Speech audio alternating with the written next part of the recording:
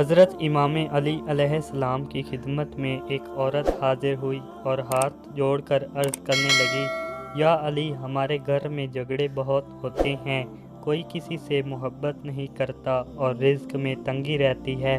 حضرت علی علیہ السلام سے عورت نے پوچھا، ایسا کیوں ہوتا ہے؟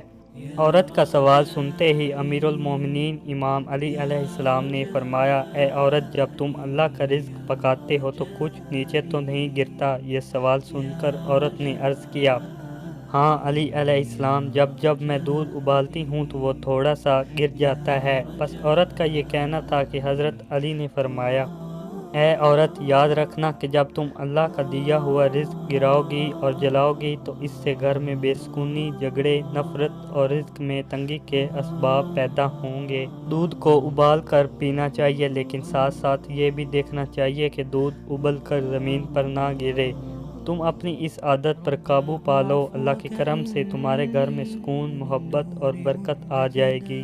حضرت علی کی بات سنتے ہی عورت گھر گئی اور آئندہ اللہ کے دیے ہوئے رزق کو ضائع ہونے سے بچانے لگی، اور یوں دیکھتے ہی دیکھتے ان کے گھر میں خوشحالی اور ہر طرف سکون ہو گیا۔ سبق: اپنے گھر میں اللہ کے دیے ہوئے رزق کو ضائع ہونے سے بچائیں۔